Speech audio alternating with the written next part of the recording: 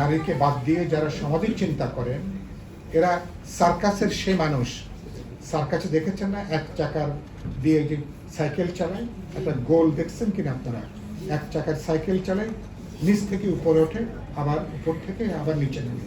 আমি বলি এক চাকার সাইকেল দিয়ে সার্কাস দেখানো চলে। যদি দীর্ঘপথ যেতে হয়, সমাজকে যদি এগোতে হয়, তার অর্থনৈতিক সামাজিক কল্যাণ করতে হয়, এই আধুনিক যুগে অর্ধেক নারীকে বাদ দিয়ে তাদের রাজনৈতিক অধিকার, সামাজিক অধিকার, অর্থনৈতিক অধিকার, সাংস্কৃতিক অধিকার, এটাকে বাদ দিয়ে কোনো সমাজ এই যুগে চলতে পারে না।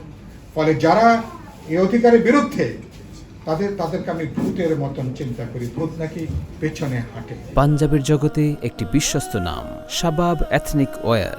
আমাদের এই জঙ্গিবাদীরা, এই উগ্রবাদীরা যারা নারী অধিকারের বিরুদ্ধে, এবং তারা এক ধরনের ভূতের মতন গোটা সমাজকে তারা পেছনে নিয়ে যেতে চান। উপমণ্ডকতা দিক থেকে একটা ঘেরাটপের মধ্যে নারীদেরকে তারা রেখে দিতে চান। একজন হুজুর তো বলেই বসলেন, নারীদের কাজ হচ্ছে কেবলমাত্র স্বামীর টাকা পয়সার হিসাব রাখতে পারলেই চলবে, এইটুকু পড়াশোনা জানলেই চলবে, স্বামীর আয় রোজগারের ওনারা হিসাব রাখবেন। এটা নারীর প্রতি কত বড় অবমাননা এটা। তাদের সমস্যা হচ্ছে এটা খেয়াল করবেন।